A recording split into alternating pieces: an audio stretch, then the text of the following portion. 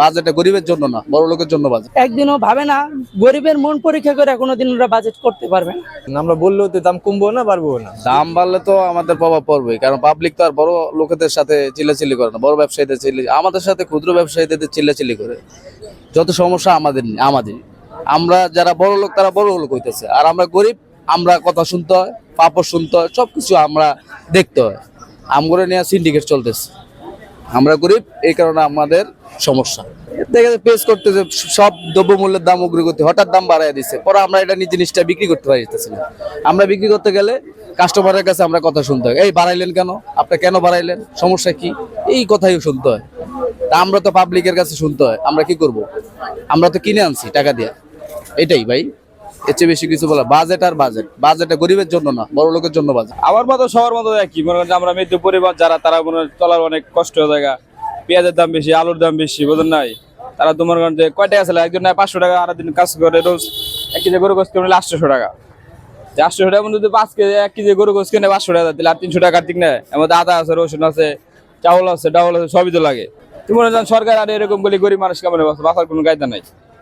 আমরা চাই একটু মধ্য পরিমাণ যারা, তার একটু দামটা কমুক, সবাই যেন খাইতে পারে। আমরা না, সবাই যে খাইতে পারো, ওদের না, এটা আমার বেতন না তো, সবার যে করতে আবারও একই করতে, বুঝতে পারছেন।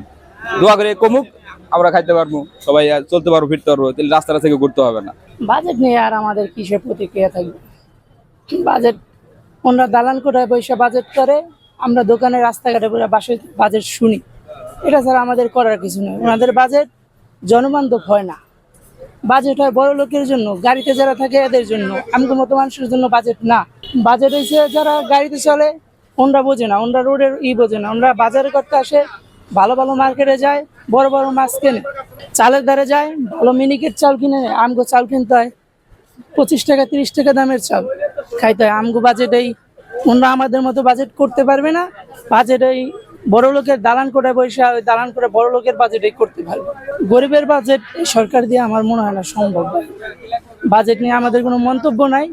আমরা চাই জনবান্ধব বাজেট হোক, এটাই, আর কিচ্ছু না। মানুষ যেন একটু ভালোভাবে খাইতে পারে, চলতে পারে, গরিব বড় লোক সবাই মিলামিশা খাইতে পারে।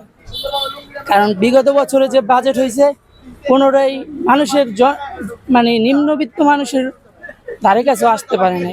মানুষের খুব কষ্টের মধ্যে চলতে। একজন মানুষ আপনার রোডে যে কাজ করে, ভ্যান চালায়, 500 টাকা পাইলে 60 টাকা কেজি চাল কেনে, 300 টাকা পাইলে 1 কেজি মাছ কিনতে গেলে আগে পাঙ্গাস কিনতাম 120 টাকা, এখন পাঙ্গাস 220 টাকা। তেলাপিয়া খাইতাম 80 টাকায়, খাইতামও না, ফালাই দিতাম। এই তেলাপিয়া এখন কেনা লাগে 280 টাকা। কি খাইবো মানুষ, গরিব মানুষ? বড় লোকের বাজেট ভাই। বাজেট নিয়ে আমাকে কোনো প্রতিক্রিয়া নাই, কিন্তু সরকারের কাছে এটা আবেদন, এমন বাজেট করুক যে বাজেটে সবাই সমানভাবে চলতে পারে। গরিব কোন বড় লোক কোন সবাই যেন ভালোভাবে মিলামেশা খাইতে পারে। কারণ খাবার, আমরা যে কর্ম করি পেটের জন্য কর্ম করি, এই পেটটা হলো এই জ্বালা আমাদের, আর কোনো জ্বালা নাই। পেট না থাকলে আমরা এই কাজে আসতো না। পেট আছে দেখেই আছে। এই পেটের জন্য, পেটের যদি খাবার ঠিকভাবে না দিতে পারি, আমরা সারা বছরে টুকটাকে খেয়ে বাঁচি। আর বড় লোকেরা ঠিকই ওনারা বাজেট করে, ওনাদের মন মতো বাজেট করে। একদিনও ভাবে না, গরিবের মন পরীক্ষা করে কোনোদিন ওরা বাজেট করতে পারবে না।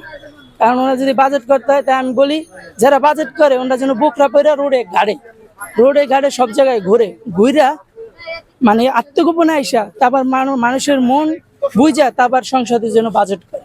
আসলে সব জিনিসের দাম বাড়তিছে, এটা আমাদের একটা আর কি হরানি, মানে এটা একটা সিন্ডিকেট চলতেছে একের আর কি, এছাড়া তো অন্য কিছু না। সব জিনিসের দাম বাড়াই দিচ্ছে, সবকিছু যে আপনার মানে ওরা সিন্ডিকেটকে সবকিছু জমায় রাখতেছে, রাখার পরে এরা আপনাদের মনে করেন যে সবকিছু একটা এক কাজ করতেছে, করার পরে আমাদের সবকিছু আমরা সাধারণ ভক্তরা পাচ্ছি না। এর মধ্যে মনে করেন যে সবকিছু দাম ওরা হাই করতেছে। এখন এটা তো আমি বললে আর কিছু হবে না, এখন আমাদের উপরে তো একজন আছে সরকার, উনি তো সবকিছুই দেখতেছে, আমাদের এখানে কিছু বলার না। আমরা বললেও তো দাম কমবো না বাড়বো না, যেরকম সেরকমই থাকবে।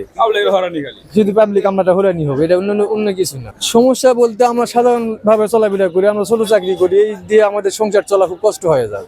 আমাদের পরিবারের যে একটা সংসার, আমাদের সবকিছু চলতে পারি না, তাই কোনো কিছু করতে পারি না। মানে যে কয় টাকা থাকে আমাদের বেতন তো আমরা চলতেই পারি না, অনেক কষ্ট করে চলতে হয়।